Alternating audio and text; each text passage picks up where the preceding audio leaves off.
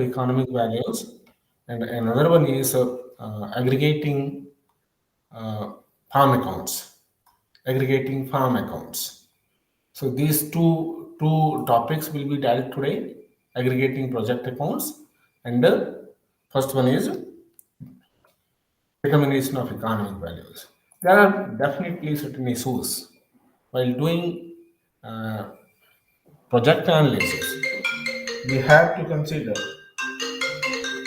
we have to consider many aspects that affect our choice on project alternative projects available. So, in project analysis, to carry out social cost benefit analysis of the projects, we need the economic valuation of the alternative projects available that enables us to know whether a project is likely to contribute significantly to the development of the economy, or the contribution is large enough to justify the use of scarce resources. Because resources at the disposal of the economy are limited. All projects, feasible projects, cannot be taken up simultaneously.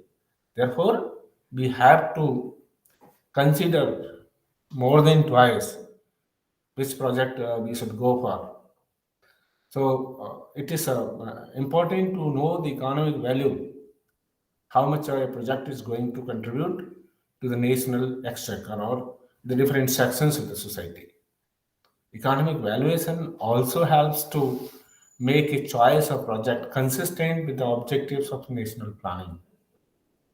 For example, employment, output, consumption, foreign exchange earning, income distribution, etc., etc., etc. Because there are different problems of the economy at different times. Sometimes it is more important to employ the idle resources of the economy, including labor. Sometimes it is important to increase consumption. On the other time, it is important to earn foreign exchange to make to finance our imports. Sometimes we need to bring about equality in income distribution. There may be problems related to these objectives. So, economic analysis helps us to pick the project which helps solve our most important problem first. It basically allows for remuneration of labor and other factors of production at market prices or shadow prices, whichever approximates the true opportunity cost of the factor or the service. Economic values are based on economic prices, which are associated with opportunity cost. Opportunity cost means the value of the option foregone. That is, opportunity that was in hand, that might be at hand, but foregone because of this present option has been chosen. So this opportunity cost actually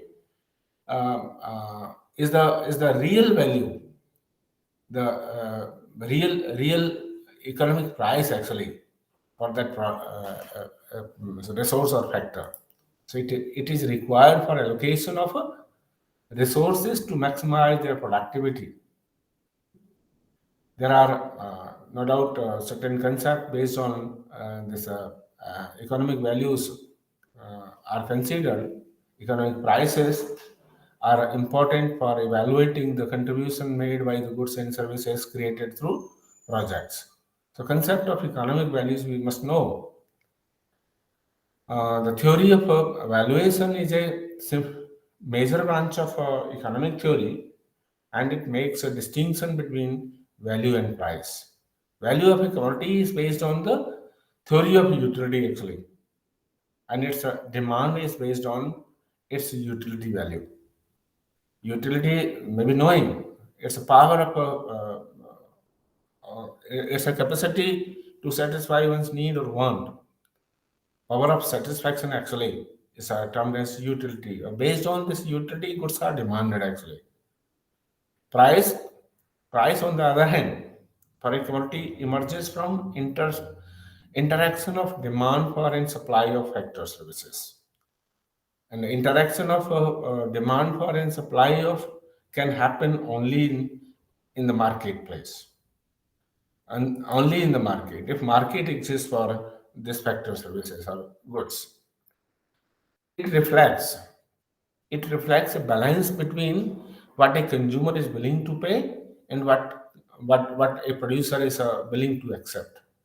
In market at marketplace, actually two opposing forces interact with one another with their respective objectives of maximizing their objectives. Being a seller, a factor supplier always tend to sell his factor services at highest possible price, while on the other hand, a buyer as a consumer, in order to maximize his satisfaction, tend to buy a good at least possible price.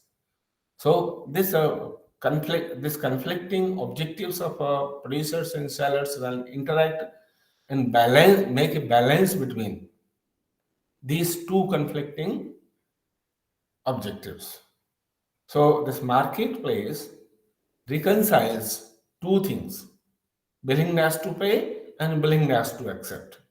And they come at a compromising point depending upon their relative strengths, and they agree to exchange the good or service at this price. However, such an equilibrium may not exist also, because there are very valid reasons. Equilibrium between willingness to pay and willingness to accept, that is demand and supply, may not exist. First, on account of non-existence of market, there are certain goods which are consumed, supplied, and demanded, but for them there is no organized market, like water in rural setting. People know the value of water, how important the water is, but not its price. They do not know the price, what price they are ready to pay, at what price it is available. In rural settings, it is not known.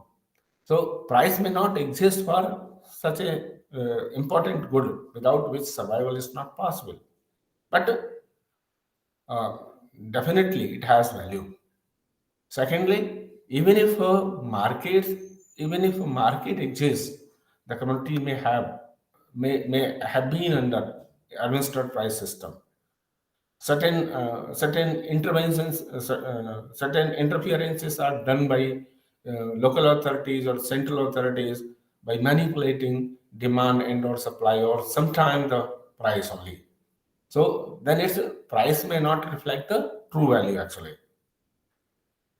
Price may not reflect the true value. Thirdly, under imperfect market conditions, consumers' willingness to pay and the price determined by the market conditions may differ. Imperfections ranging from monopoly to monopolistic competition. There are range of market versions. In monopoly market, the seller exercises its monopoly power and charges a price higher than it deserves. Or in monopoly market where only one buyer of the commodity presents, then in that case, seller, the supplier is bound to accept the lower price than the good or service deserves. So market price may not reflect the true value of the commodity, good or service. There are these reasons, but we have discussed. Firstly, non-existence of a market, and secondly, the administrative interference in the market mechanism, and thirdly, imperfections in the market. So we can therefore see that in practice, value and price of a commodity may or may not be same. Am I audible to all? Hello, am I audible? Yeah, you're audible. Okay. Should I continue? You can continue, yes. Theoretical considerations are there. The economic theory says that every economic good will be priced at its marginal value product in a perfect market.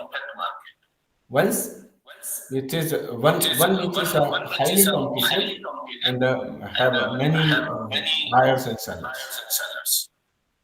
Actually, in perfectly competitive markets, individual buyer or seller is not giving invoice into the entire buyers and sellers.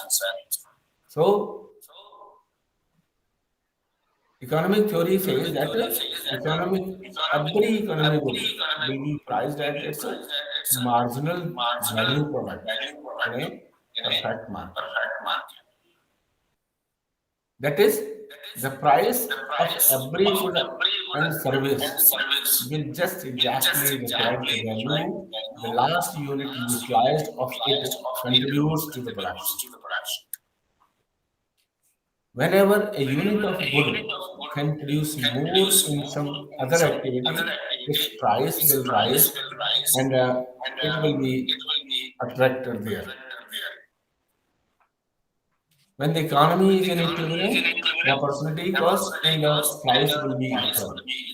This is the only condition under which price and the value of a good are equal. When economy is in equilibrium, do you understand what is meaning of equilibrium? Equilibrium is a state is a situation in which economic agent or aggregate of economic agents have no incentive to change its economic behavior. So when this situation is achieved, when no economic agent, I'm sorry, there is a mic open of someone that is echoing me and disturbing me. Please make it turn off.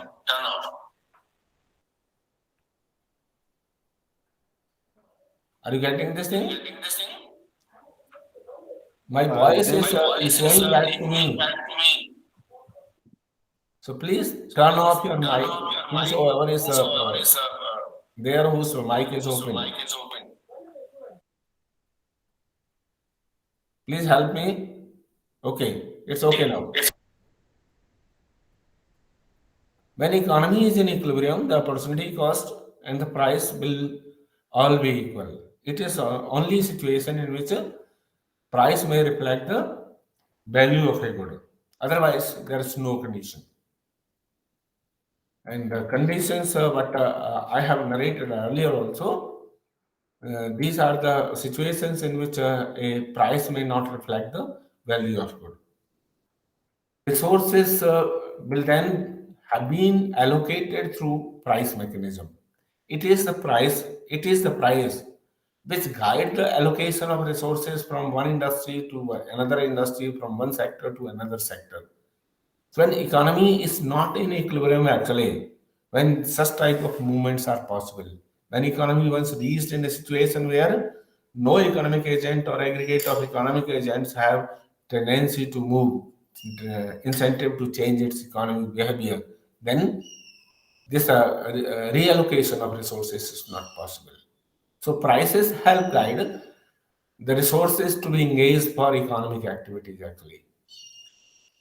Resources will then have been allocated through price mechanism to use where the last unit utilized of every good in the economy is at its most productive use.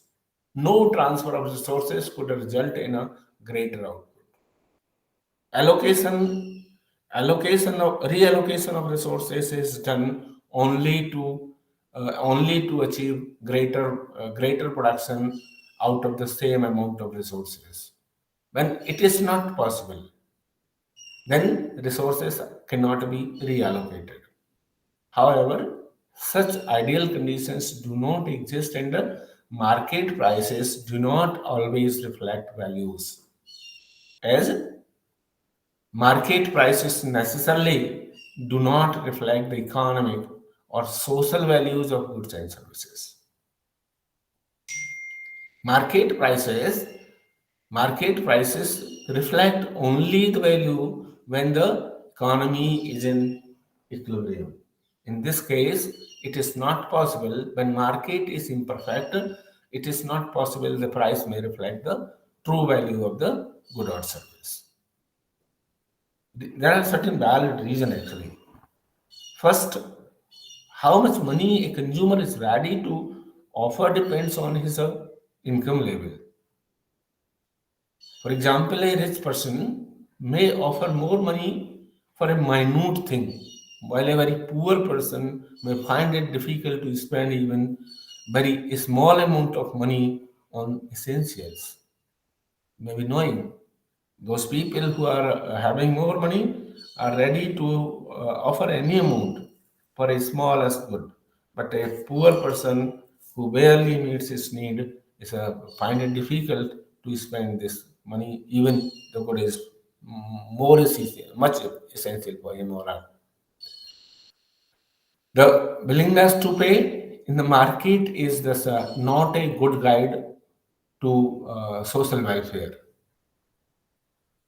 Willingness to pay in the market is not a good indicator to measure the social welfare, since it includes the influence of income distribution on the prices offered.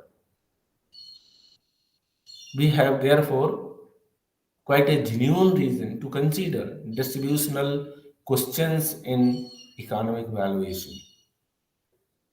And second reason, there are influences that work outside the market rather than through it. These are called externalities.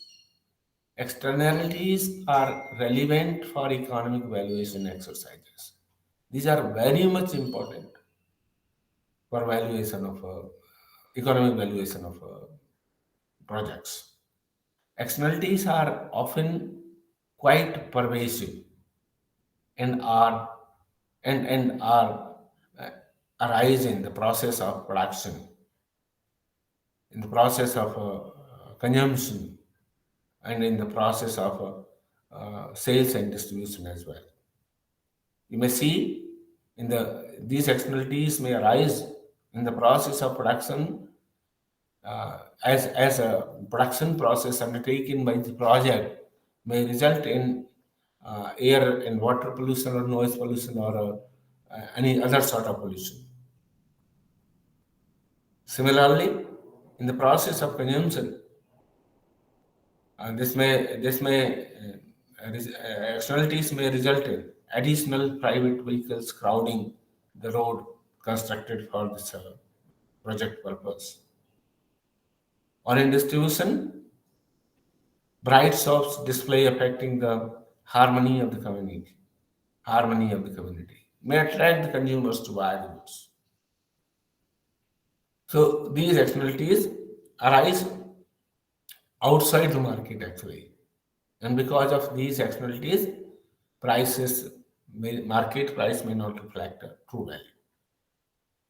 Third one, even in the absence of externalities and consideration of income distribution, market price may still be misleading. Even there are no externalities arising and no income distribution, market price still may be misleading.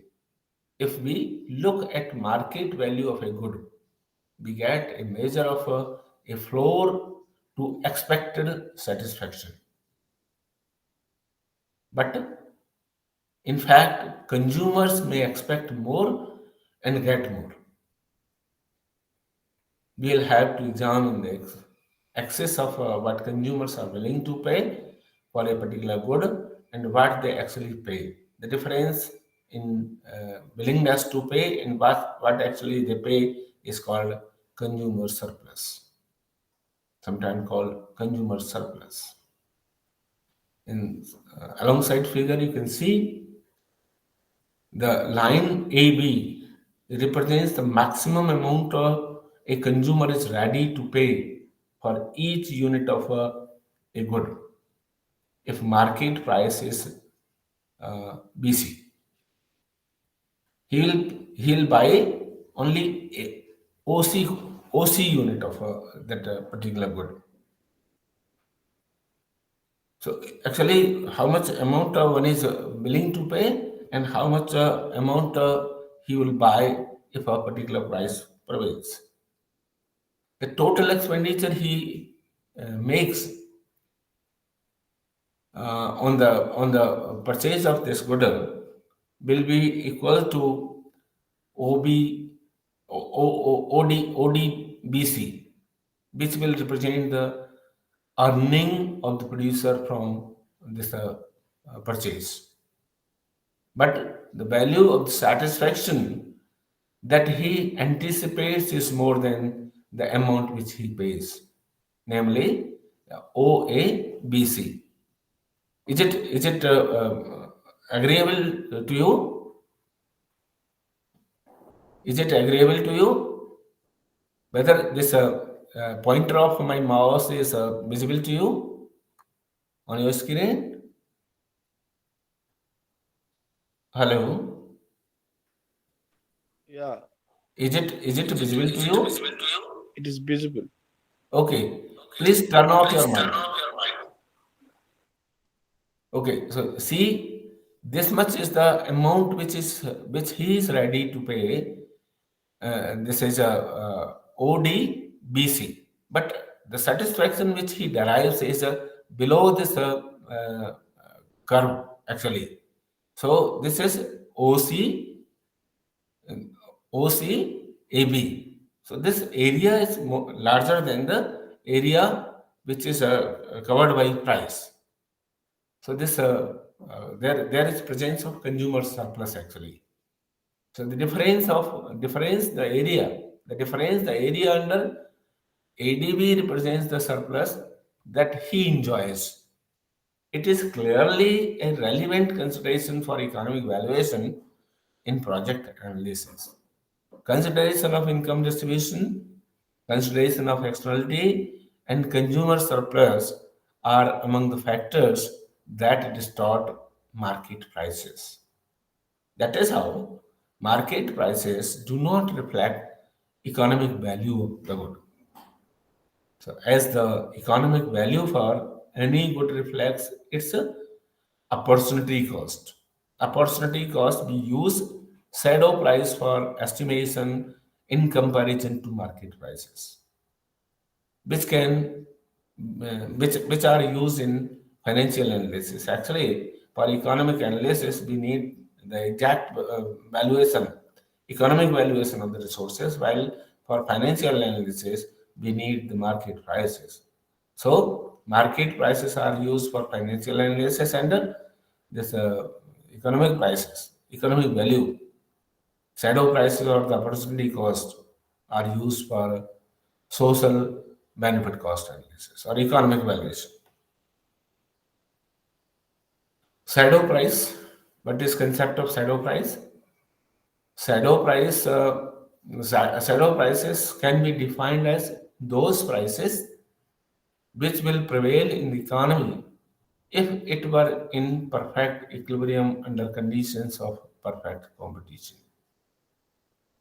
When markets dealing with these goods and services which we are talking of in the project, if are valued in a market in a market which is in equilibrium and this market is perfectly competitive. So if this is the case, then uh, price so determined will reflect the true value of the factors or goods or services. Conceptually, the shadow price are based on the benefits, based on the benefits and alternate opportunities, on the benefits of alternate opportunities which are sacrificed for the selected course of action to achieve the given objective. The appropriate concept of opportunity cost or shadow price is that of a maximum alternative benefit foregone. Every because of very nature and nature of the goods and services, they are versatile in nature. They can be put to many uses, alternative uses. So, for being in one position or one use, other uses are being sacrificed. And being a rational decision maker, every project planner will opt the use of that good, which is most productive. For example, if we require 10,000 tons of steel for an irrigation project, now this steel will have number of alternative uses in the economy. For example, export, manufacture of consumer goods and producer goods, etc. We have to identify the relevant cost as the maximum benefit that are lost by using up this amount of steel in the irrigation project. The country will not be able to export it. The country will not be able to put it in manufacturing of consumer goods or producer goods since it is being used in the irrigation project. So other opportunities are being sacrificed, and opportunity cost will be the value of the option which is next to this present use, next best alternative being sacrificed. So, in the identification of costs as maximum benefit sacrificed, the alternative opportunity cost must be defined carefully and realistically. We should keep in mind the real feasibility and not merely technical possibilities.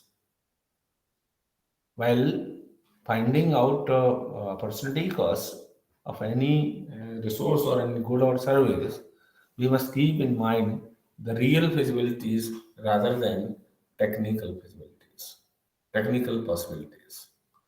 The maximum benefit that has to be identified with cost will form the list of real feasible alternatives. The technical opportunities that cannot be made use of given social and political constraints are not real opportunities actually. So we must keep in mind while valuing the person, valuing a factor or service, it must be realistically and realistically valued, carefully and realistically valued. And for doing so, we must consider this feasibilities and possibilities.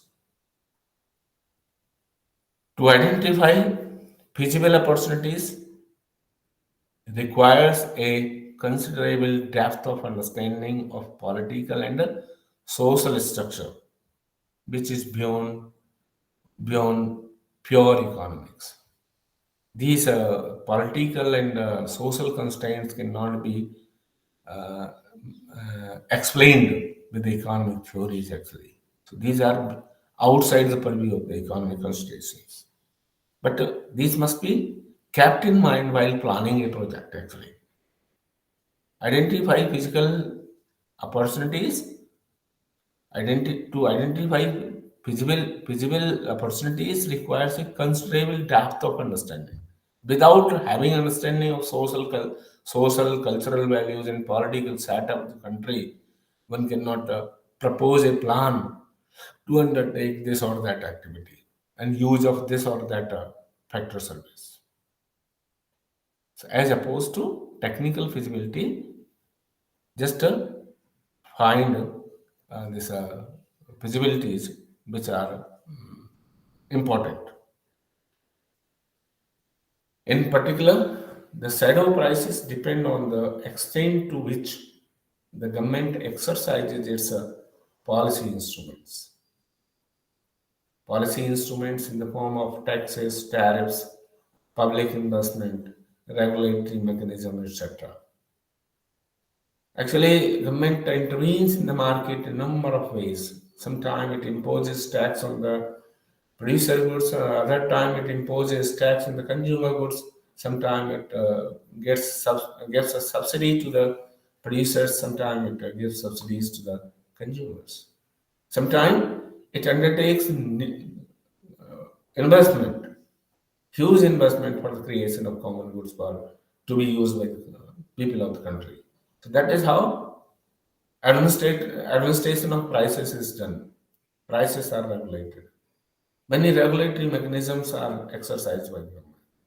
So shadow prices depend upon this intervention as well.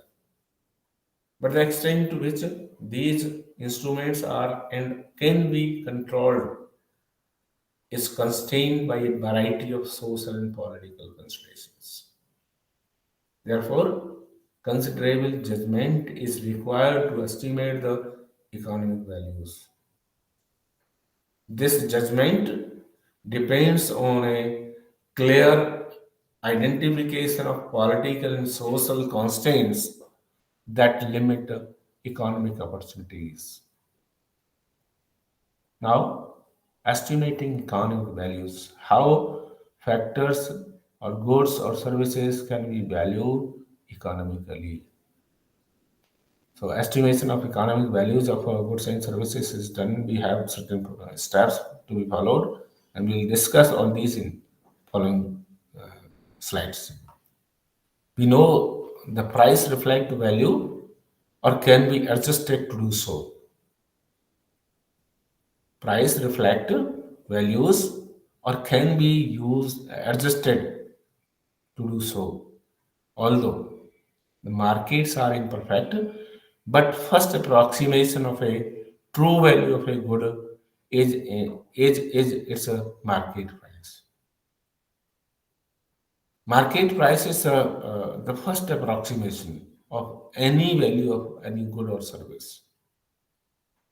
Though it may vary from true economic value, but it is still an approximation of the value of the good.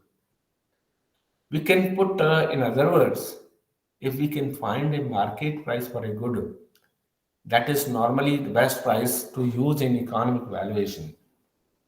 The criterion used is to determine the consumer's willingness to pay. Consumer's willingness to pay. The first measure suggested for willingness to pay is market price itself. For when a consumer pays a given price for a good, the satisfaction he derives from that good must be at least as high as the sacrifice he makes in cash. For purchasing a good, any valuable consideration is offered by valuable consideration including cash is made by a purchaser. So he undertakes certain sacrifices. So one must compare this sacrifice and this price depends on this. How much satisfaction one is deriving and how much sacrifice one is making. If your satisfaction derived is not more than the sacrifice one is doing, one cannot ready to buy. So it is important consideration actually. The first measure suggests suggests for willingness to pay is market price itself. When a consumer pays a given price for a good, means buys a good at a particular price, the satisfaction he derives from this particular good must be at least as high as sacrifice he makes in cash. If this satisfaction is not equal to this or satisfaction derived is less than that, he will not buy it. Or if satisfaction derived from this good is more than that, he will tend to buy more because he will be in benefit. There will be some consumer surplus. This is the situation where consumer satisfaction and sacrifice are equal. It's the case of indifference actually, where consumer neither is enjoying any surplus nor incurring any loss. In other words, his willingness to pay must be at least as high as market price of a good, or else he would not engage in the transaction. The conditions which guarantee that consumer willingness to pay is not greater than the market price he will be offering. We'll discuss it.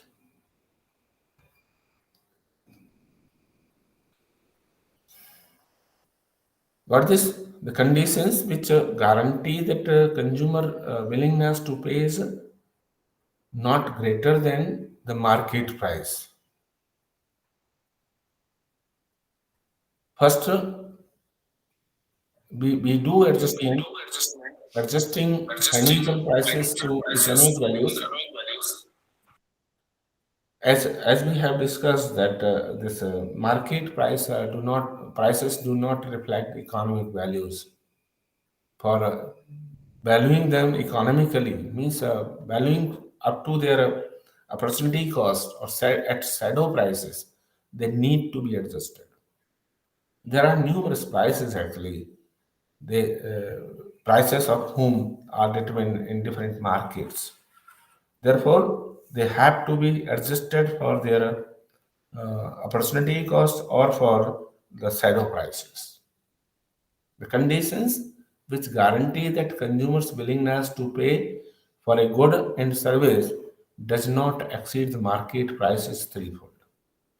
One, the goods and services are freely available to any potential consumer willing to pay the market price. That is, the absence of rationing and other restrictions.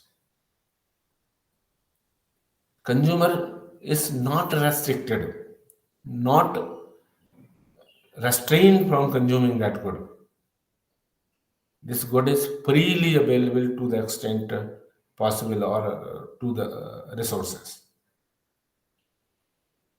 Then price may not exceed, market price may not exceed the willingness to pay. Second one, no consumer is big enough to exercise monopoly power. Monopoly power, a monopoly in buying, a monopoly in selling. Monopoly buying, power to influence through his own purchase the market price level. And thirdly, the addition to the supply of goods and services brought about by the project is not large enough to change the market price. As I have discussed earlier, any individual buyer or seller itself in a perfectly competitive market is negligible. And no project is large enough to produce the goods which can influence the price.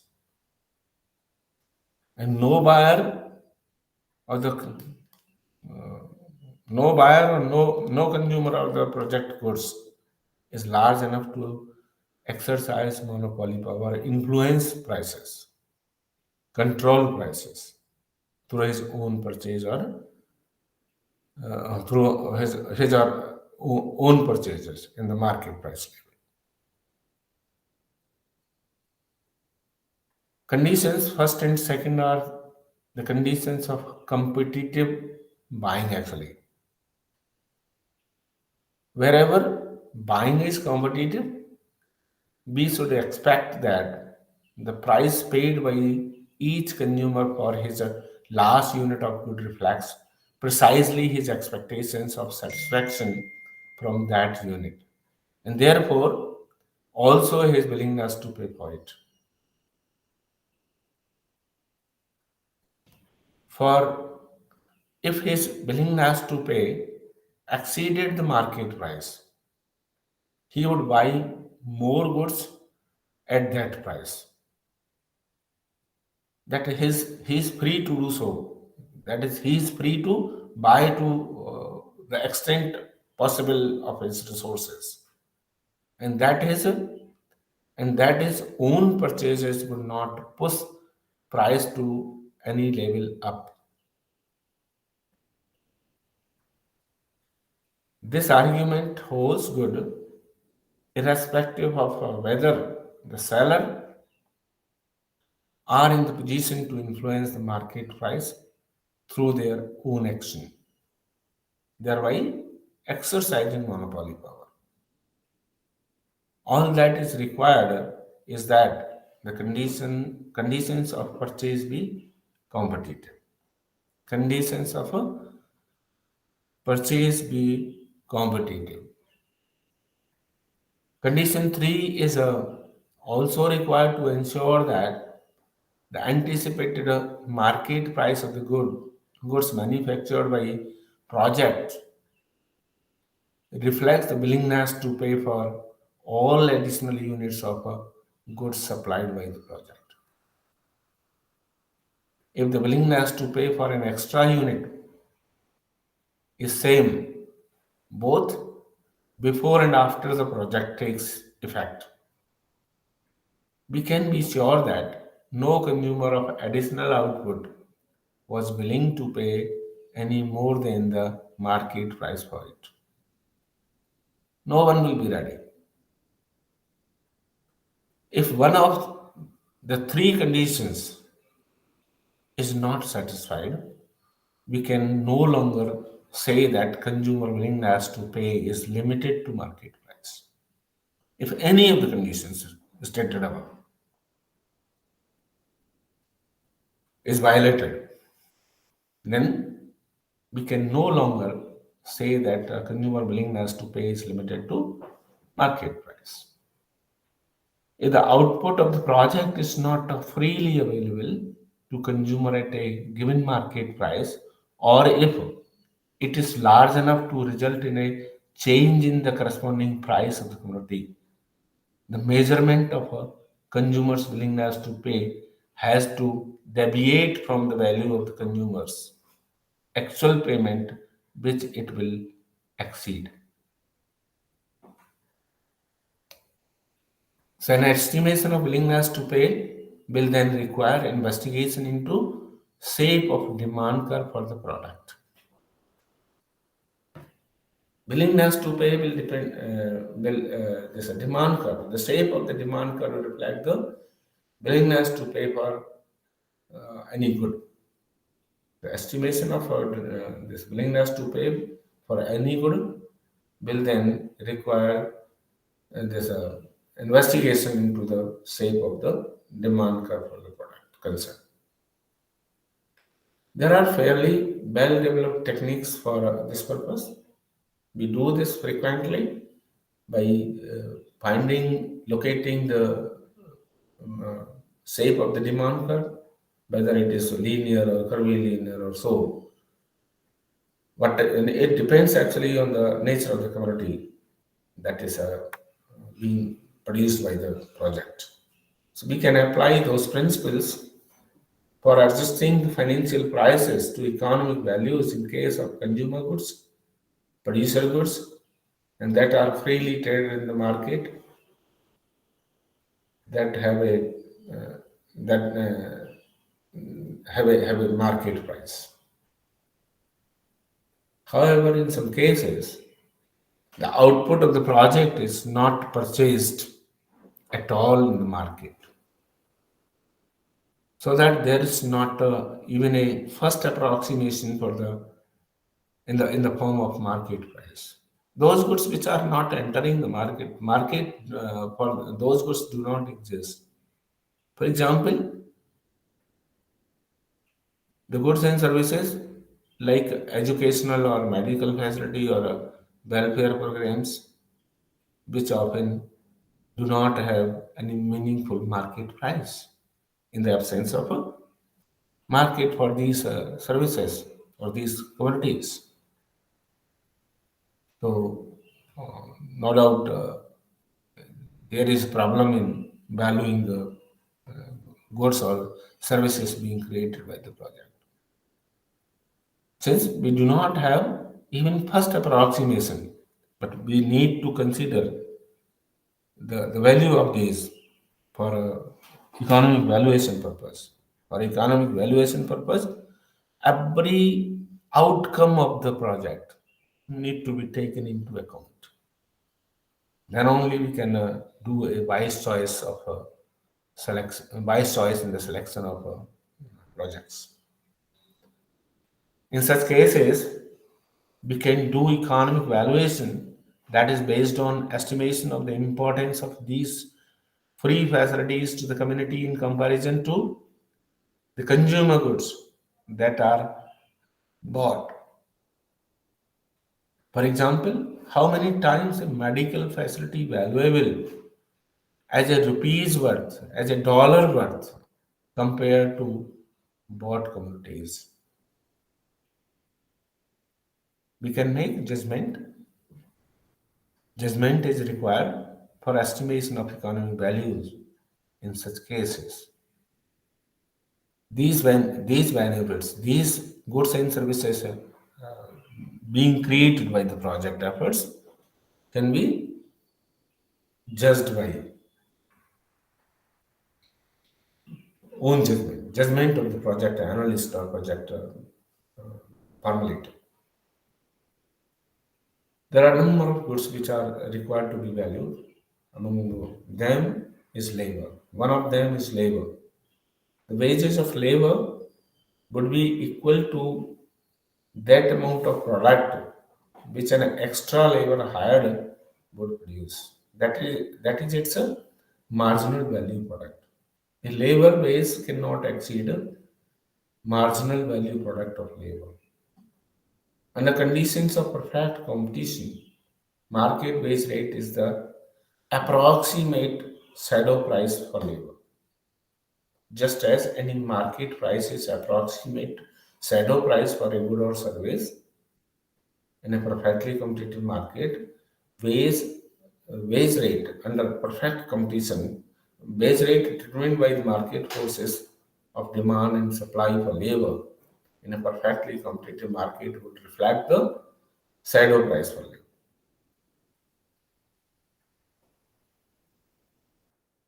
We know that as per neoclassical theory, there is no involuntary unemployment, and the wage is equal to the productivity of the marginal worker. So, the market wage are the opportunity cost of labor and social value of the goods lost by doing another one, by adding another worker. So, how much extra goods are being created by putting another labor in the production process will tell how much wages can be paid to that labor. However, the imperfections of the labor market are quite widespread, and market wages are inappropriate for economic valuation. As we have been discussing, the goods market are imperfect as well as labor markets too are imperfect. So the price determined for the labor, wages determine the labor market. Imperfect labor market cannot be taken as a true reflection of their values. There are valid reasons. There are imperfections and prices determined out of a equilibrium of forces in imperfect market. Wages are inappropriate, and that cannot be used for economic valuation. I'm sorry. First, the wage rate obviously does not reflect the opportunity cost of an unemployed person. The economy loses nothing apart from the disutility of work from creation of new job, creation of new jobs. Second, redistribution accompanies new jobs.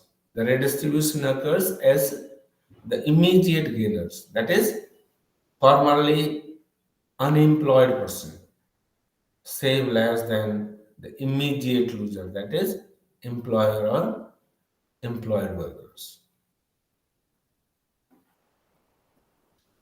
In other words, though the direct opportunity cost of employment in terms of aggregate consumption may be zero, there is an indirect opportunity cost whose magnitude depends on the propensity to save of the newly employed and other in the economy. However, the fact is that we can say very little a priori. We cannot tell in advance what will happen actually.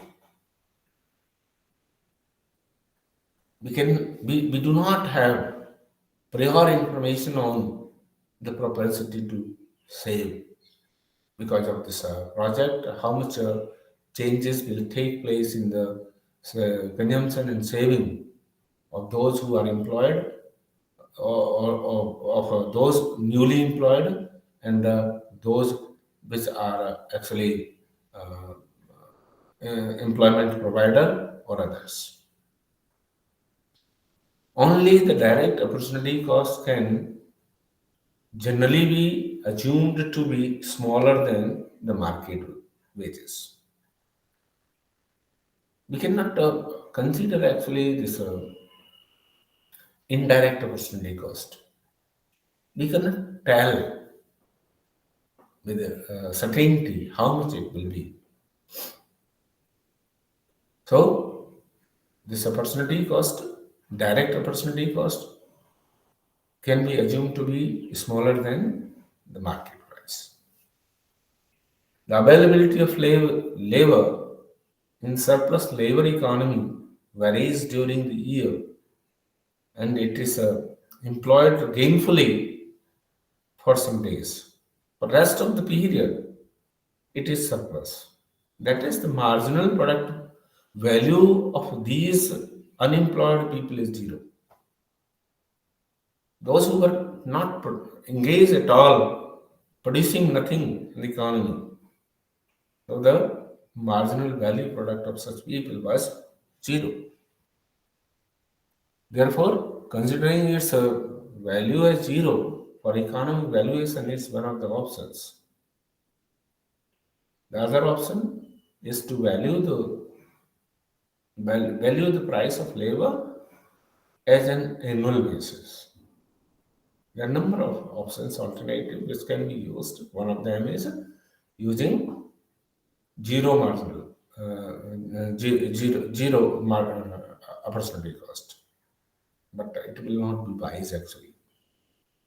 There is again question.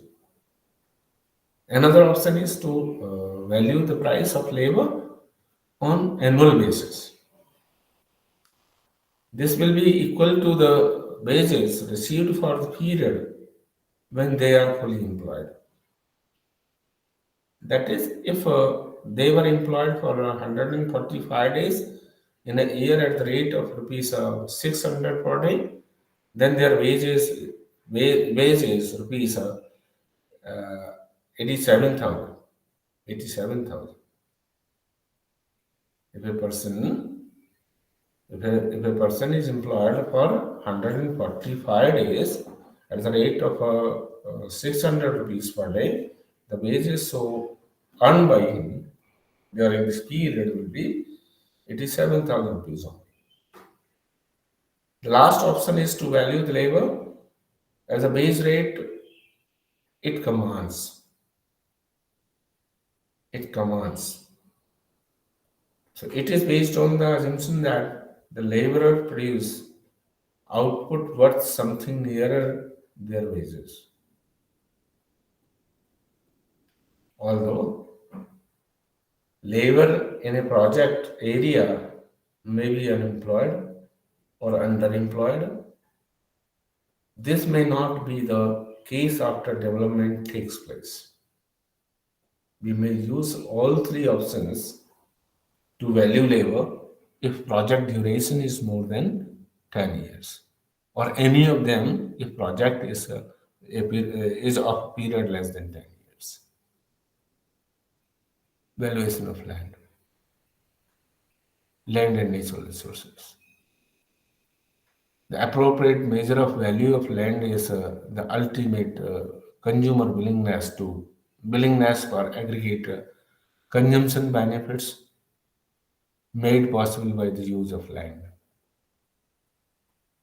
As it has alternative uses, we'll use the principle of a net value of a production foregone or its opportunity cost as the basis for estimating the economic value of land.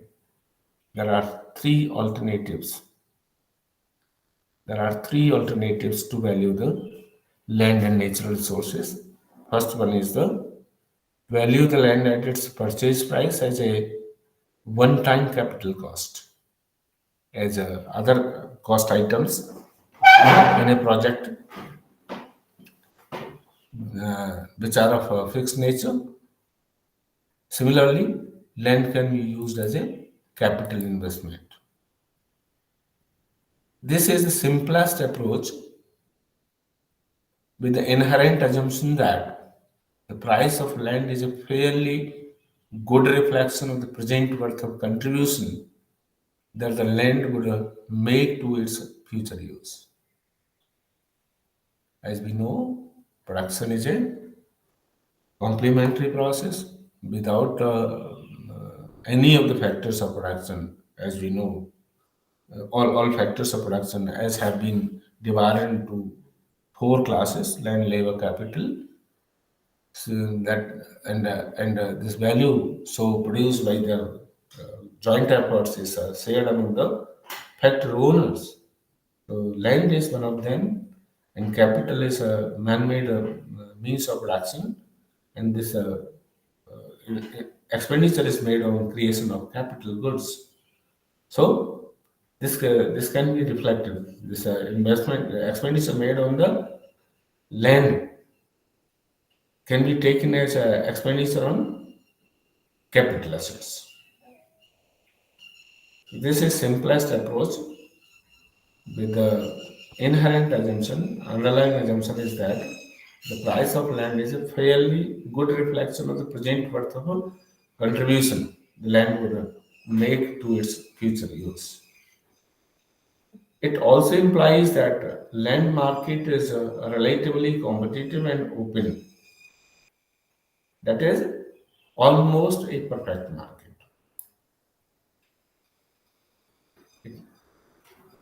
And as we know, the price determined by the equilibrium of a perfect market, the price is considered as a shadow price, actual price actually.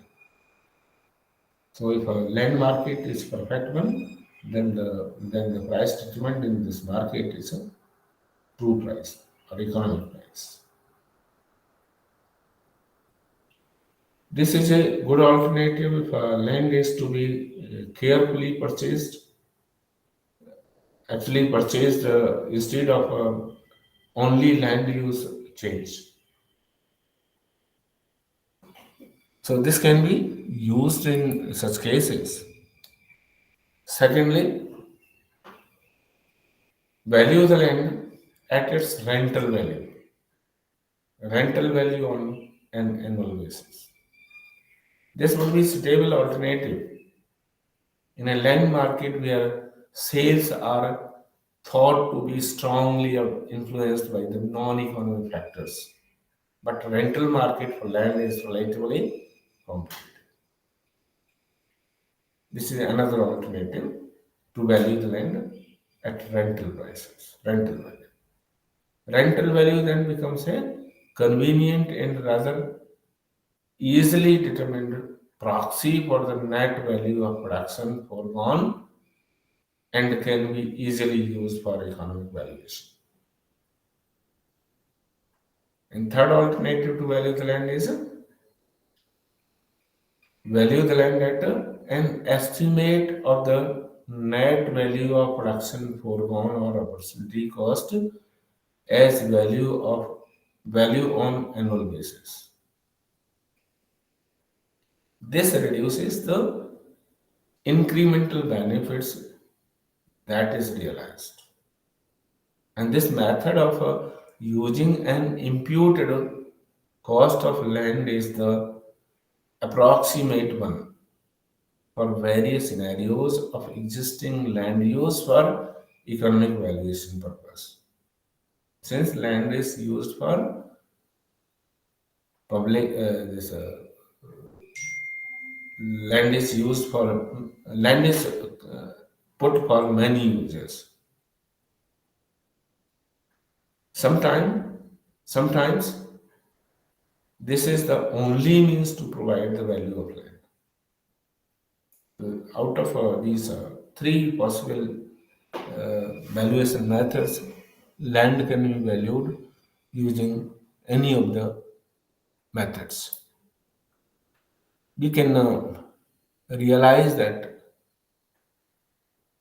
much the same analysis applies to all natural resources as water flowing down a river or any other natural resource.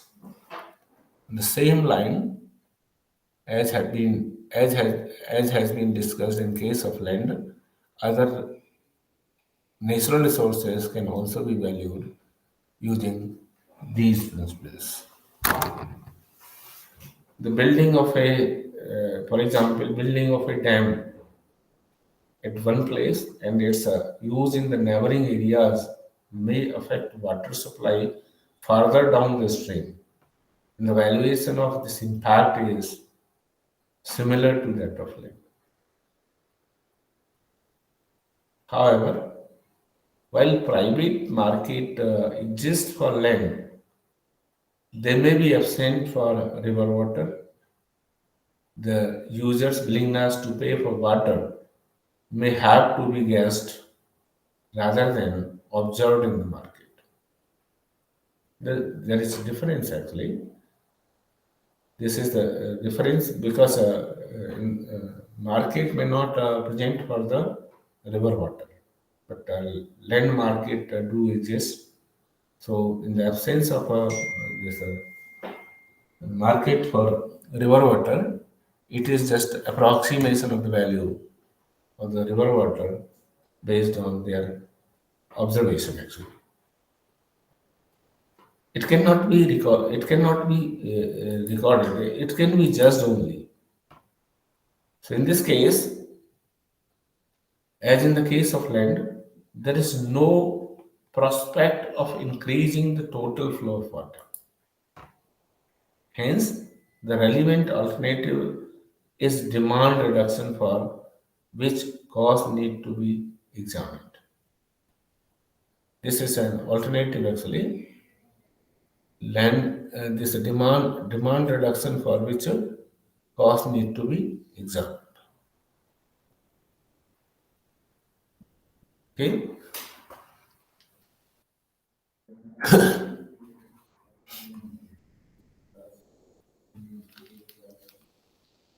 Are you here on the platform? May I hear you? Yes, sir, you are quite audible, sir. And I think Okay. students will be there. Okay. Okay. Yes, sir. Yes.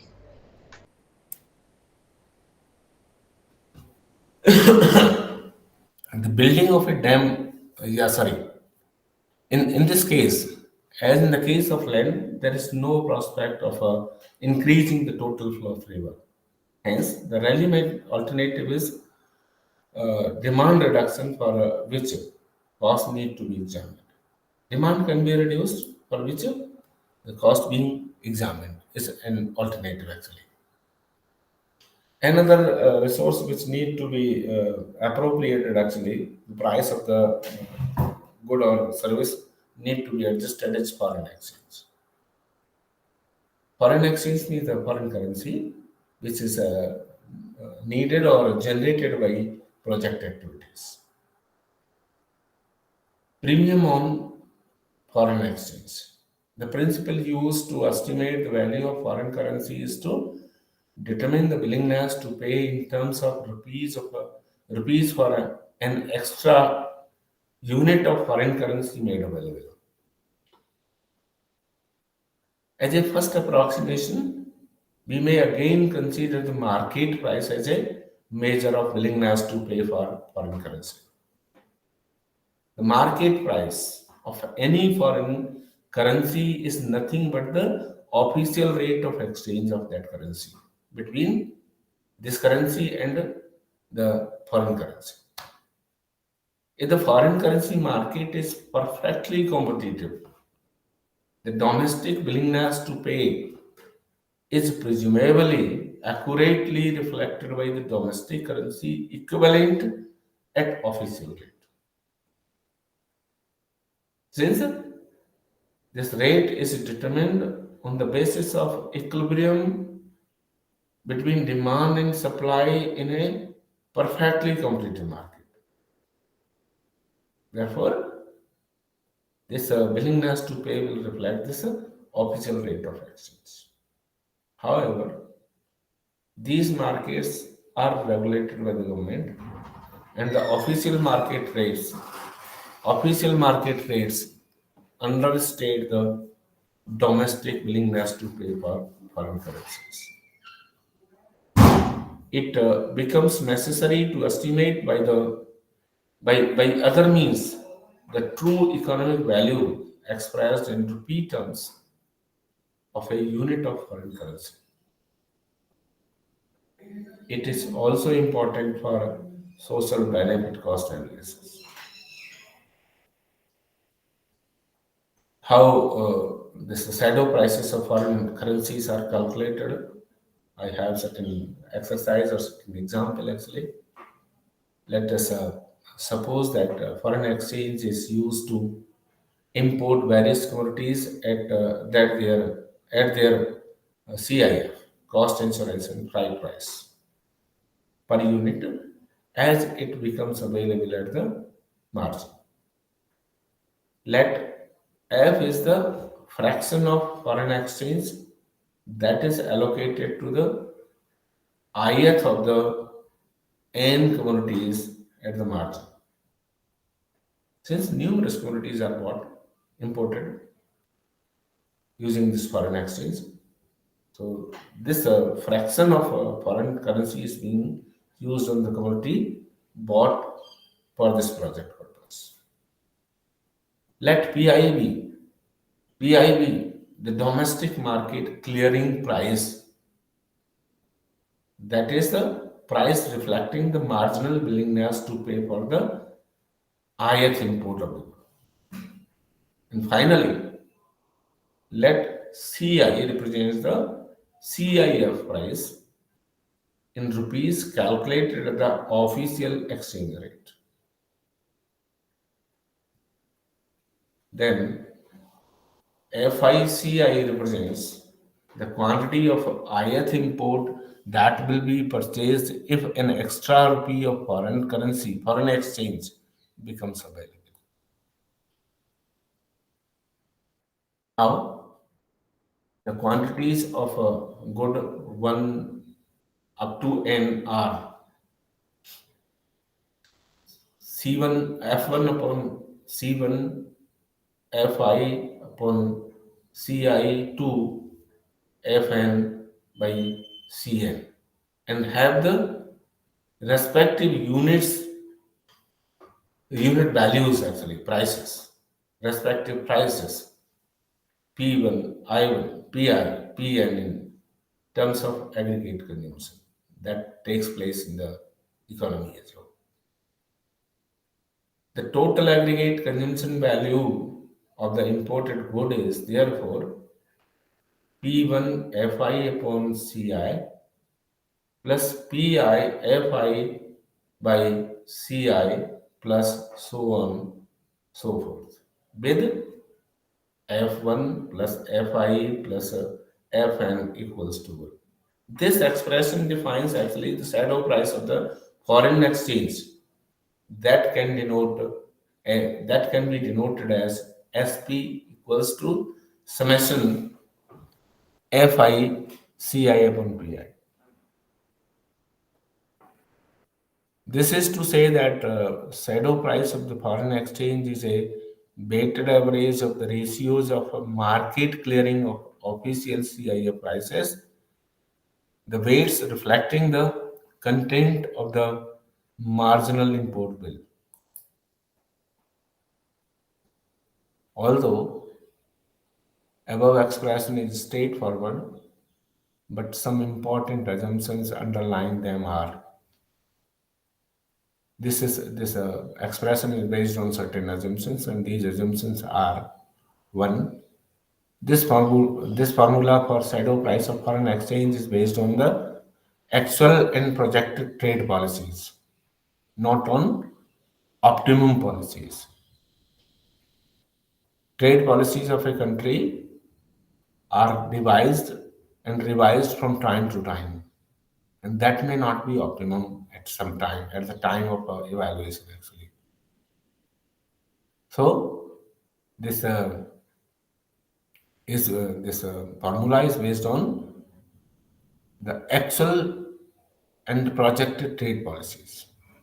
Projected trade policies are always based on the actual trade policies prevalent in the country.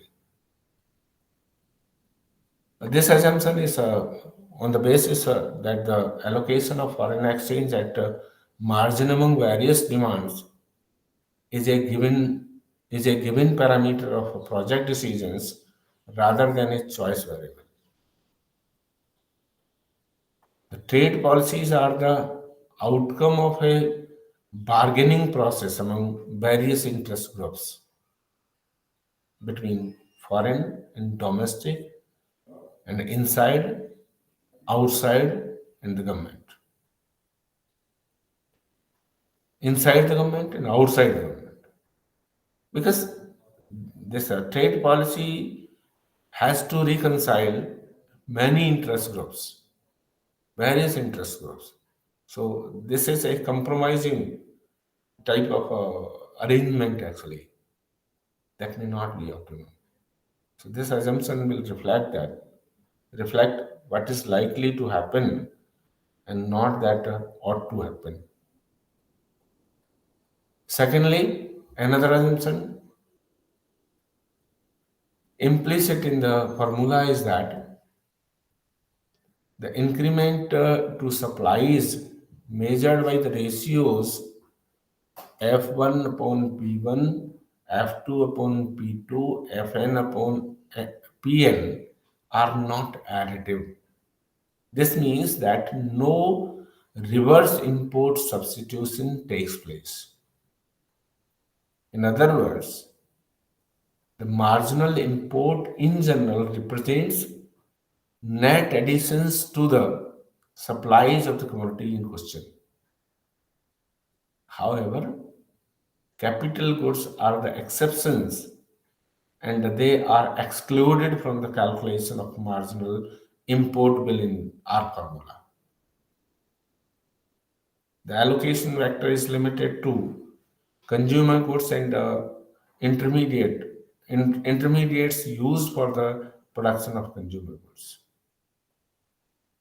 This allocation vector considers consumer goods and intermediate goods excluding capital goods. It may be advisable to eliminate rationed goods from the calculation of formula and weights remaining goods. Remaining goods must then be adjusted so that they add up to unity. Every good, every good in question, good which is being considered should be paid appropriately, and their nature should be identified whether they belong to consumer goods or they are intermediate goods or capital goods. So exclude capital goods from the calculation and include only final goods and intermediate goods for this purpose. And adjusted these need to be adjusted that they add up to the unity.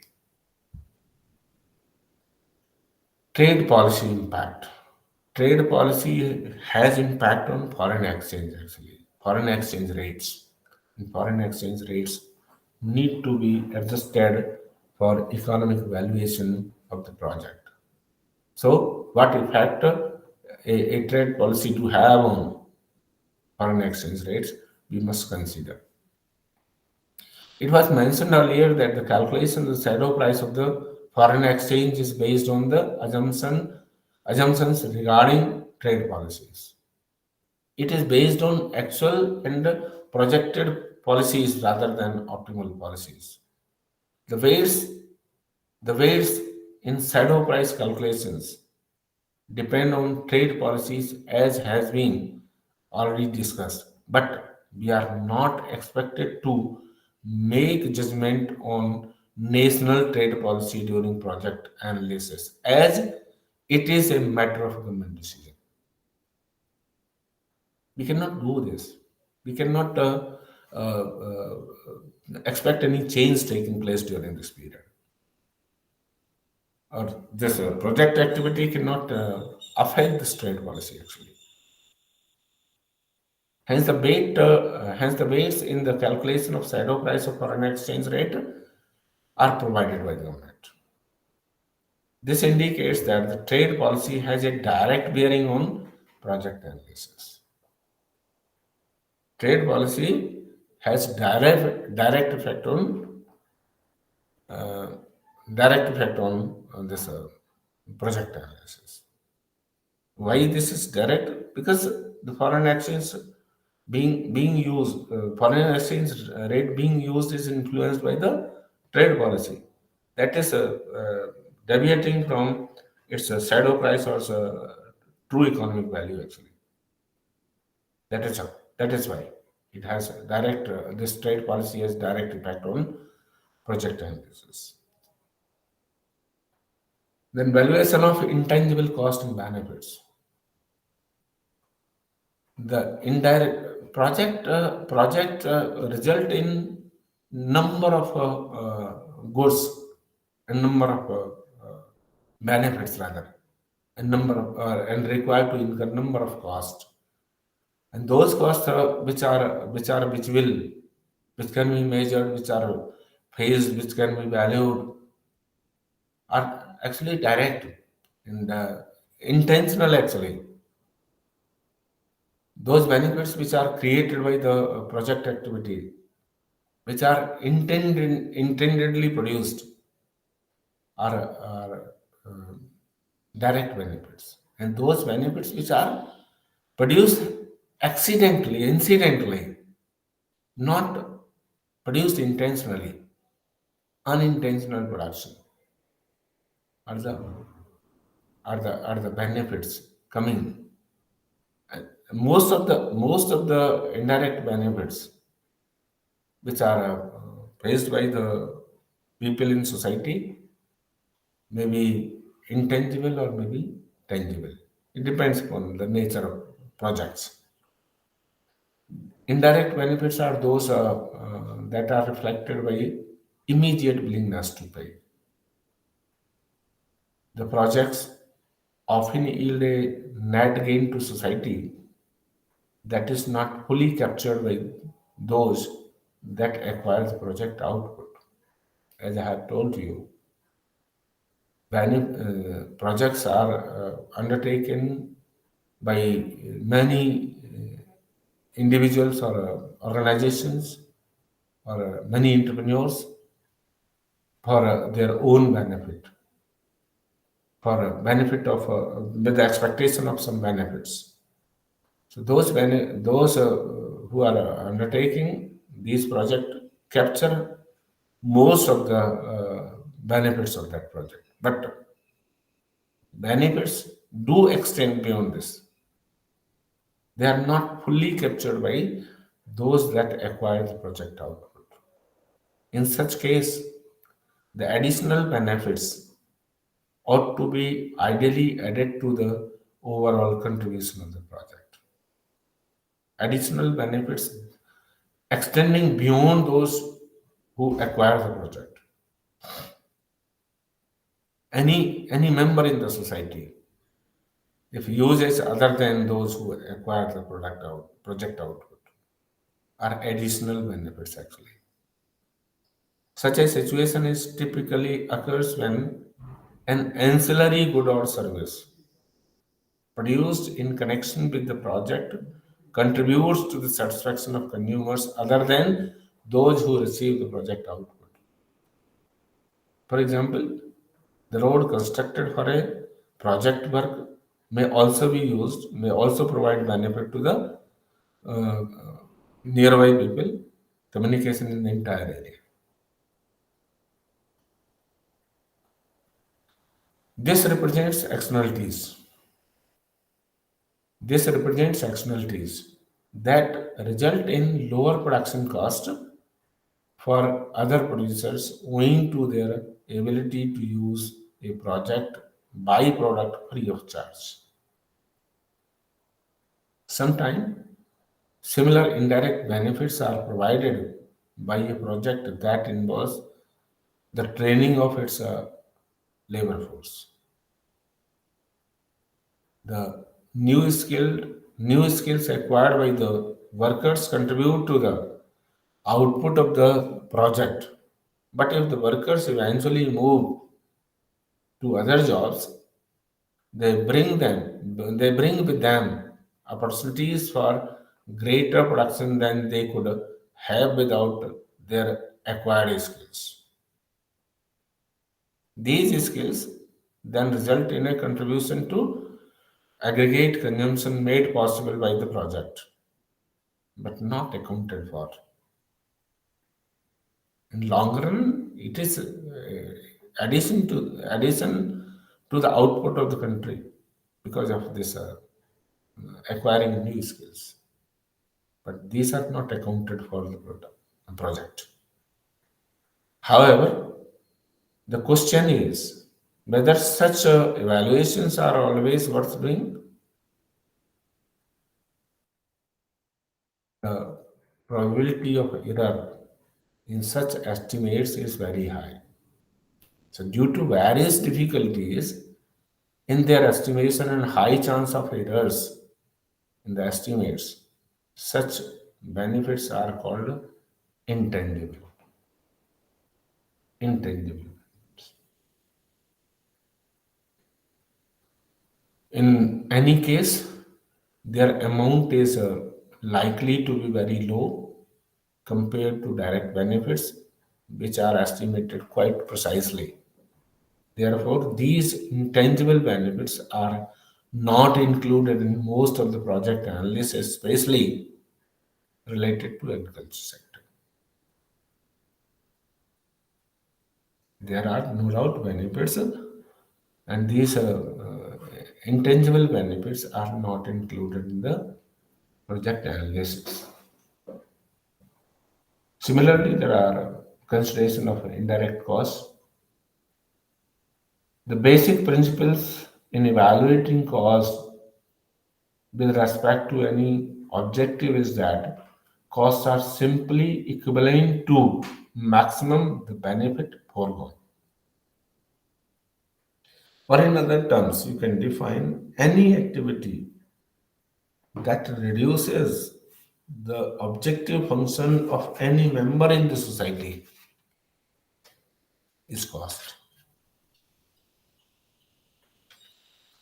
Therefore, we wish to assess the external effect that result in net loss to society. A typical example is the pollution of air or water by industrial plants discharging effluent in the water body or in the air.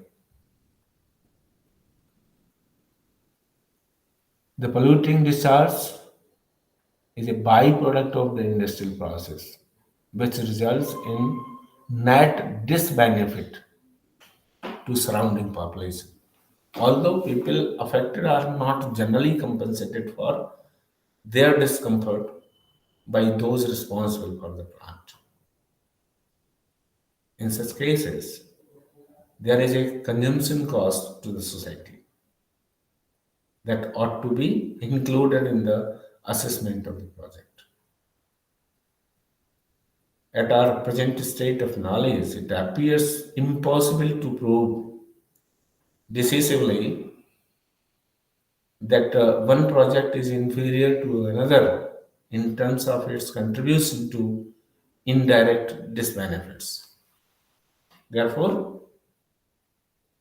these are also known as intangible costs. It can be concluded that it appears practically impossible to quantify many externalities. However, we should recognize it as one of the limitations of social cost benefit analysis. We do acknowledge that external effects may well be important even though we may not be able to quantify them. A qualitative description of these effects may be included that could be useful in making choice of a project. At any event, such broad descriptions may facilitate decisions by putting the quantified net benefit of a project into proper perspective. Proper perspective.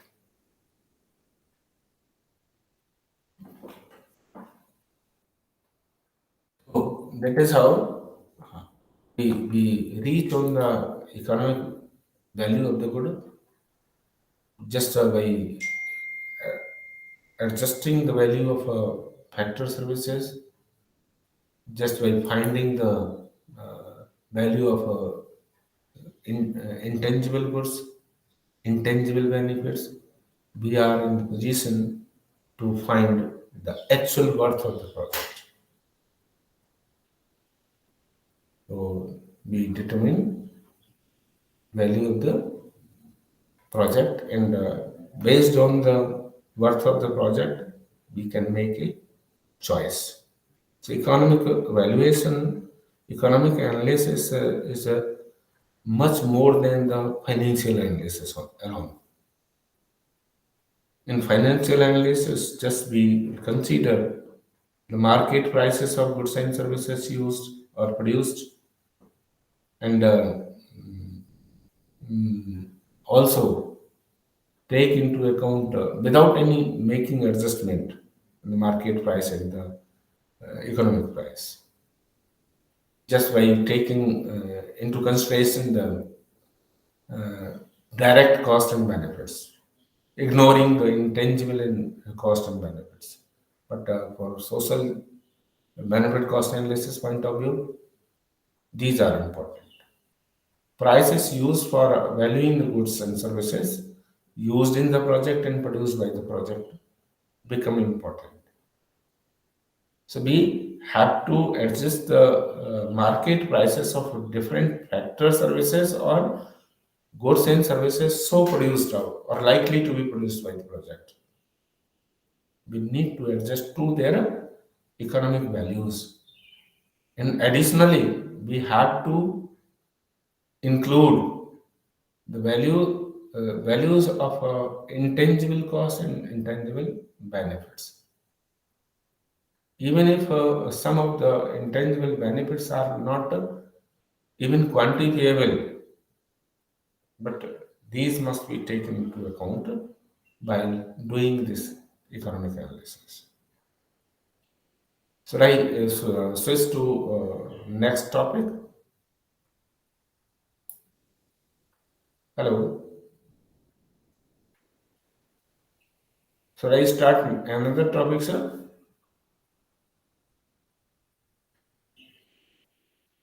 Is there someone on the platform? Am I audible too? Am I audible to you?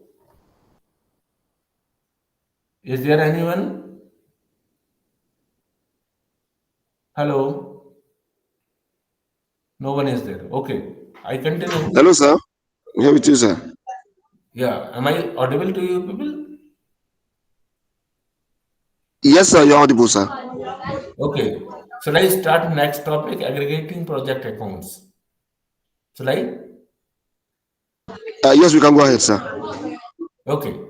So I take this further 20, 25 minutes. Whatever it will be completed, I'll do this. See, aggregating project accounts. Important aspect is this. A major objective of the development process is to increase national income rapidly. The various projects undertaken for this purpose are contributing towards this goal. For bringing about the development of an economy, number of national projects are undertaken for this purpose of increasing national income. Economic analysis helps in identifying such projects, which project need to be undertaken, which project need not to be undertaken or relegated to be taken up later on. The projects with the highest internal economic return will be the project which contributes most to the national income.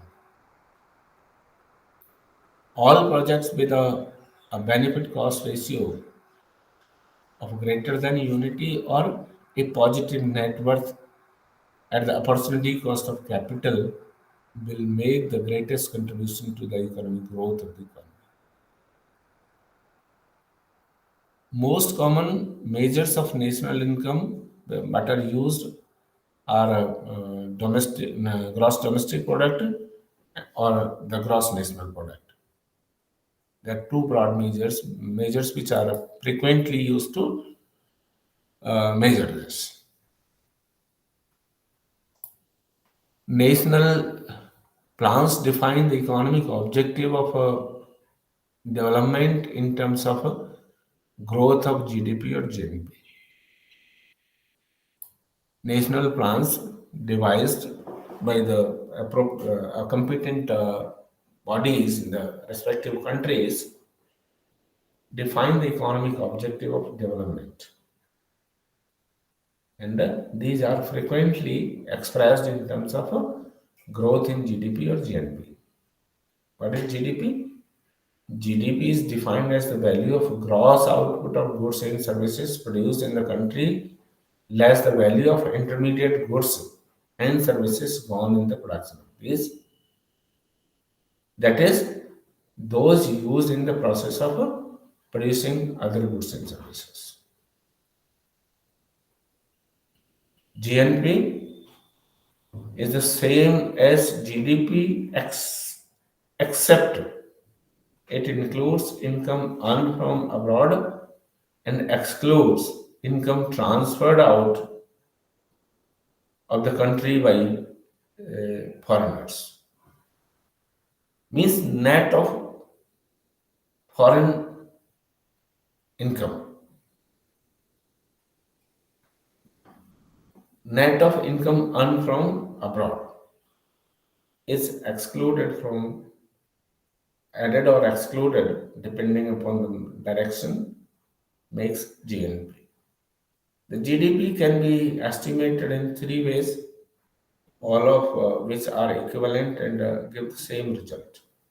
There are three methods of estimating GDP, and these three methods see the same thing from different angles actually. One, the value of all expenditure on final goods and services produced less imports.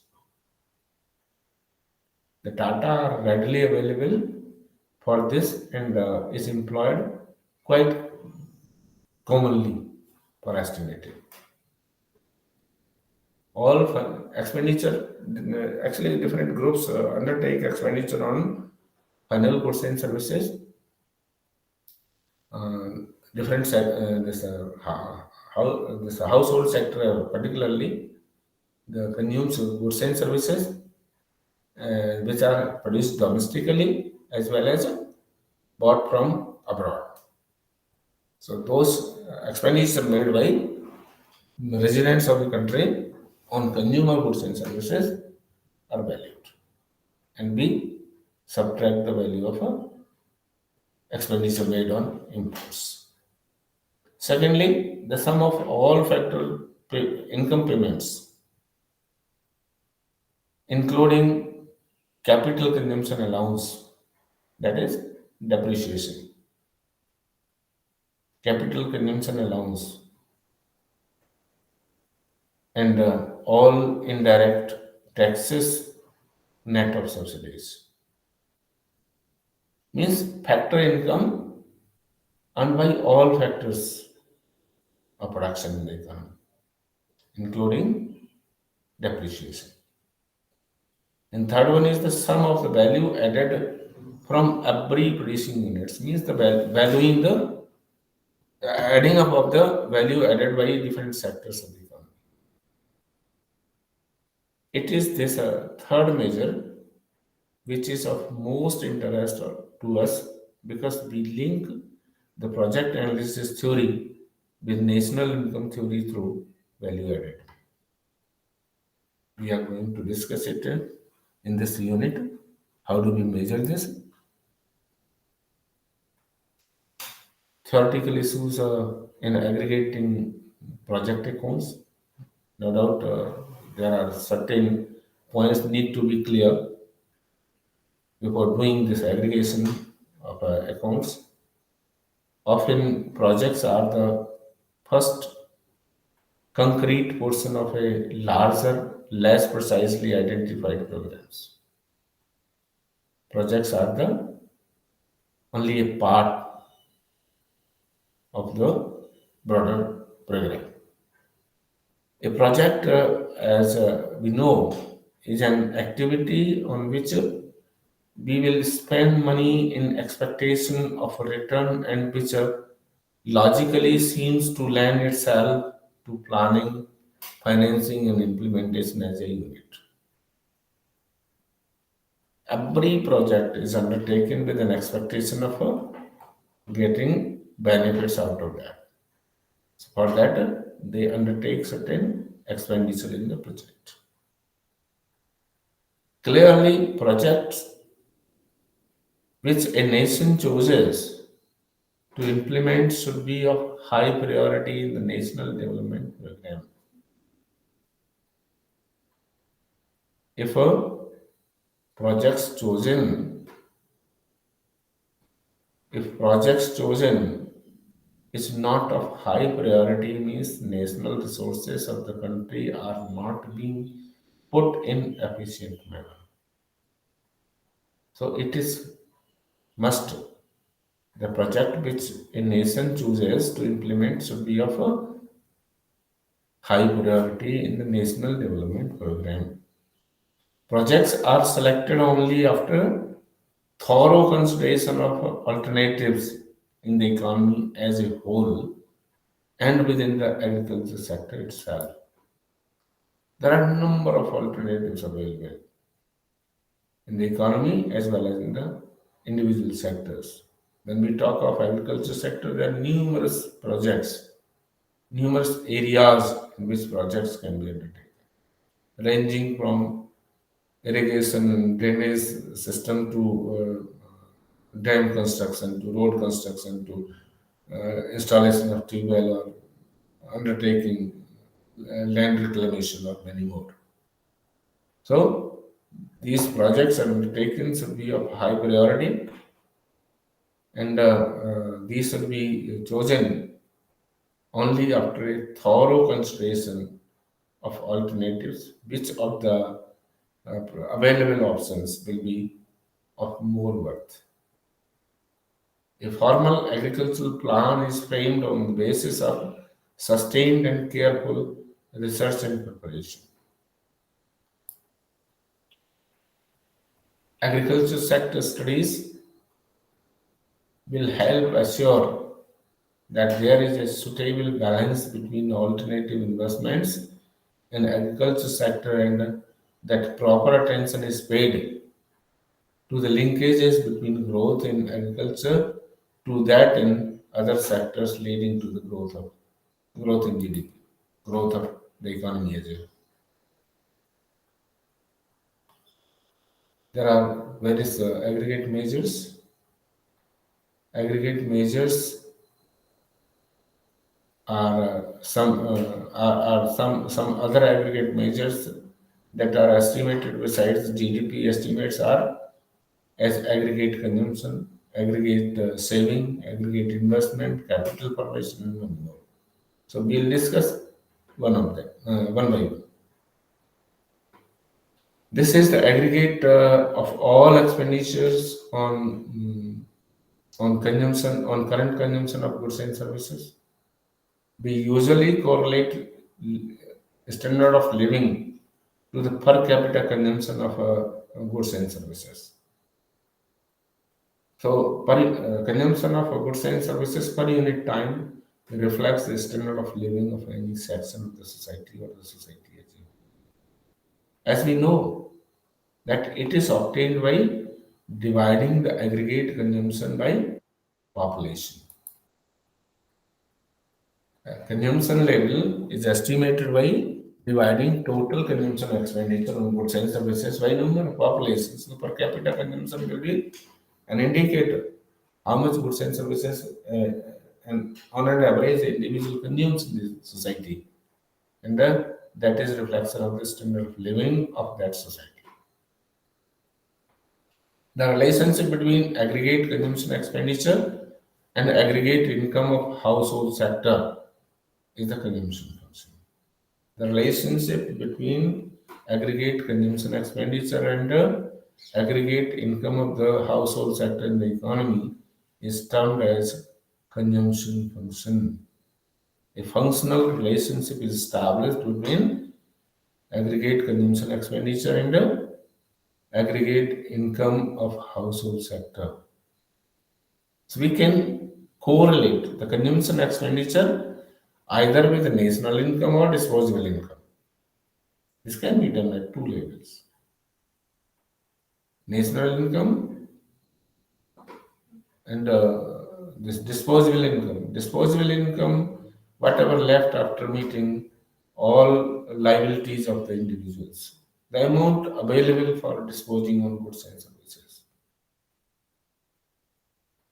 So this is a very useful relationship, what is used for aggregating actually. Another measure is gross domestic savings. We can use that. We can see that the income that is not consumed is saved. Gross domestic saving is the difference between GDP and aggregate consumption, or you can say national income or disposable income less consumption. Note that while the most of the consumption is attributed to household sector, saving is done by other sectors of the economy as well. It is frequently argued that consumption expenditure is made by household sector only, but savings are done by other sectors as well. So this is because the part of the income generated in the production doesn't reach the household actually.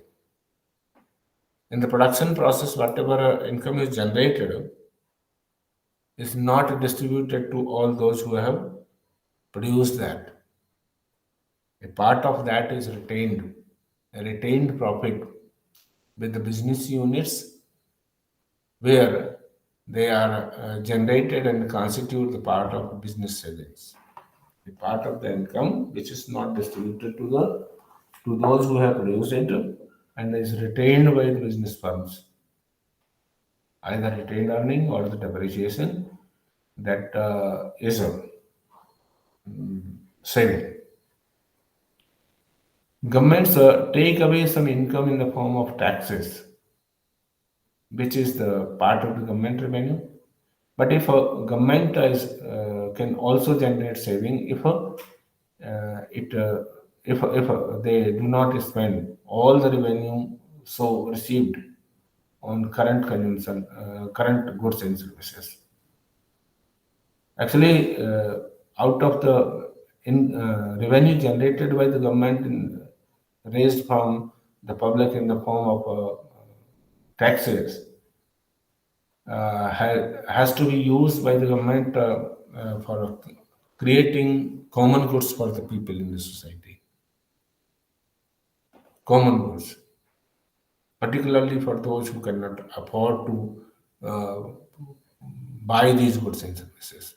And some goods which are possible to be created by the government only, like defense, justice, education. All these are the things which are created by the government out of the revenue generated from tax collection. But if this tax collection exceeds the expenditure made by the government on creation of common goods, these government too saves. So gross domestic saving is the sum of saving done by all sectors in the economy: household sector, business sector, as well as this government sector. Third measure of another aggregate is gross domestic capital formation. The production process requires the services of fixed assets such as machinery, equipment, infrastructure, etc., and working capital, that is stock of raw material, work in process, and finished goods, and so on and so forth. The act of replacing worn out assets and creating new asset is capital formation. As we know, this capital formation is done for different purposes, as has been discussed, either for replacing worn out assets or creating new assets for expanding capacity of production. Come under machinery, equipments, infrastructure, or working capital or stock of raw material or finished goods in stock. Another measure is gross domestic capital. Yes. Gross domestic capital formation consists of these things. One, making investment to replace the depreciated existing fixed assets. As has been displayed in the earlier slide, this is of three type: making investment for replacing the existing capital asset, or adding to the stock of finished fixed assets, or adding to the inventories. Sometime first two of these together, called gross fixed investment. First two, addition to the fixed asset and the replacement of a depreciated existing asset, is called a gross fixed investment. And third one is called inventory investment. Inventory investment. So we are concerned with the replacement and addition to the physical assets and and merely financial assets, or a transfer of ownership of existing assets. Bulk of domestic capital formation is financed from gross domestic savings. However, gross domestic saving need not equal to gross domestic capital formation.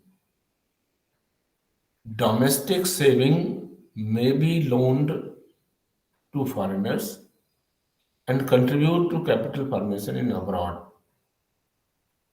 Conversely, foreigners may loan their savings to us for capital formation here in our country.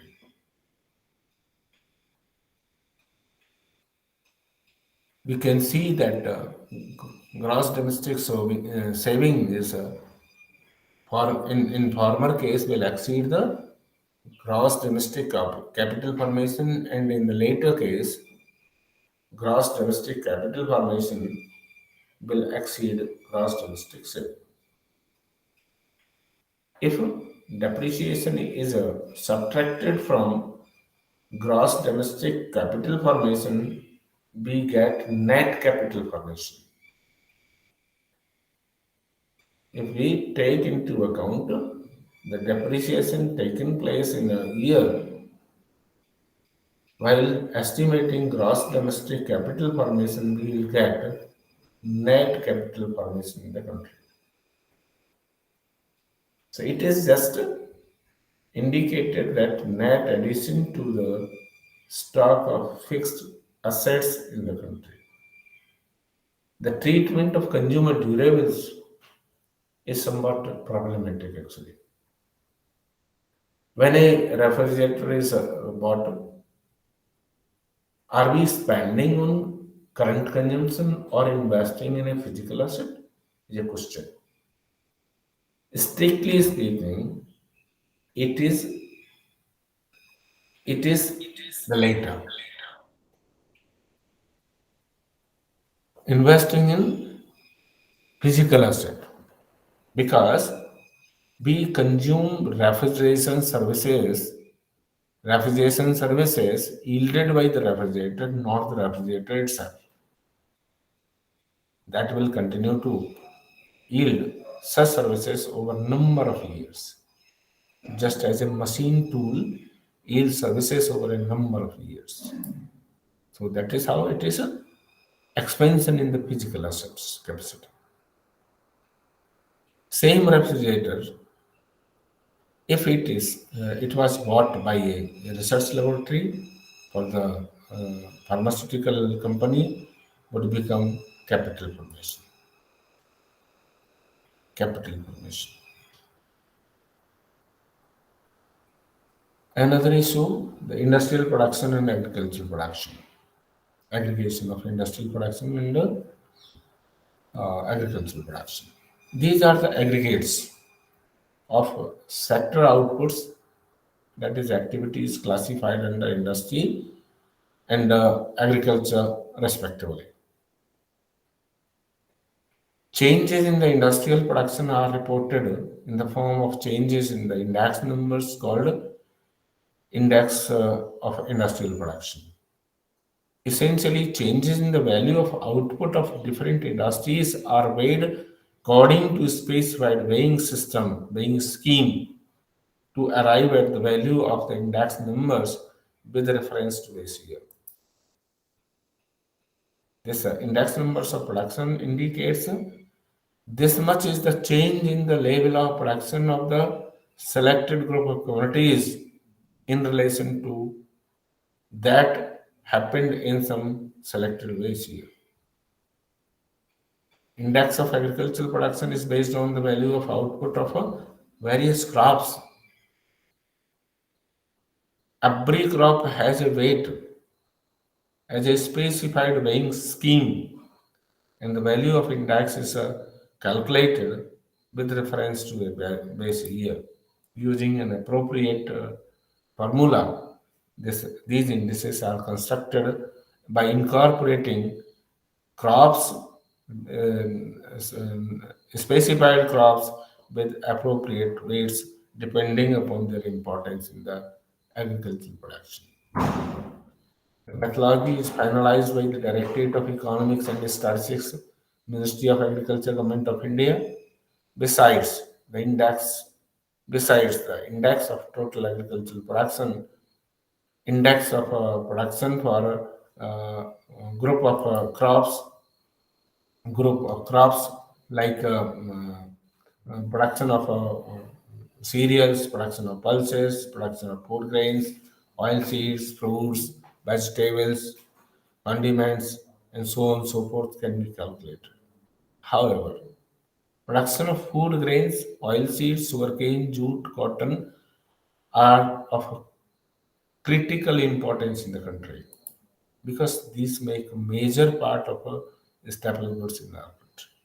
Staple goods are commercial goods. These are of crucial importance from their contribution point of view. Concept of value added.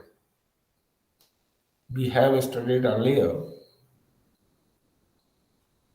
that national income is the sum of the value added of all productive enterprises, including development projects.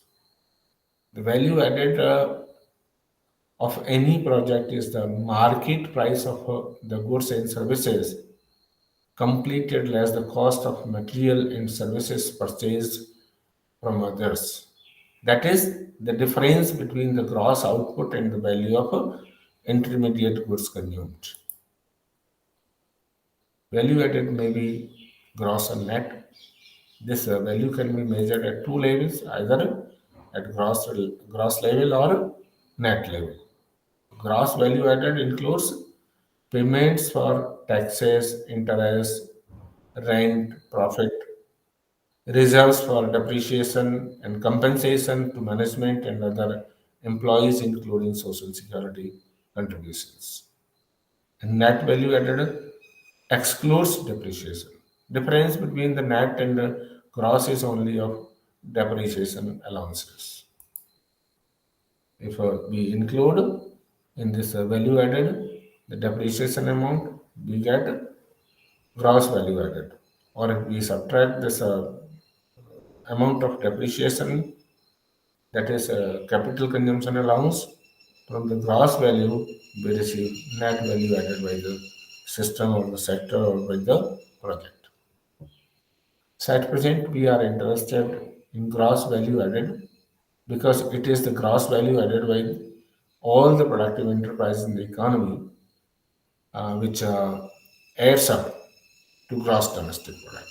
So this arrow showing the external inputs are being put in the project, and these external inputs after processing are being converted into some other goods and services which are more valuable than the external inputs earlier have, resulting in output.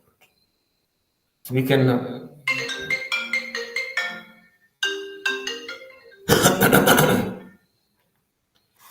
can show a project and its contribution to national income as given above. Here we see that the difference between what the external inputs are worth and what the final output is worth is the value added by the project. Value added by the project, and this is created through the use of its own internal resources. So we may divide these into just two major classes. These internal resources are labor and capital. This value added by the system by the project using external inputs. If a value of these external inputs is adjusted or paid out, then whatever left belong to only labor and capital goods. Here we have an arrow representing the flow of output from project, say, rise from an irrigation scheme. The total output is made up of the contribution to the stream of output as a result of external inputs applied, and the contribution of the project own internal inputs of labor and capital. So the value added is that amount of output, total output, steam, which is attributable to the contribution of internal inputs of labor and capital. So far, we have been talking of a real resource flow, that is rice or coconut or wheat or beef or cattle, etc. Beef, cattle, etc. Flowing in the other direction is the stream of money. Stream of money. Actually, real flows indicate these physical goods or non-physical goods which are flowing out of the project. On the other side, there is flow of money.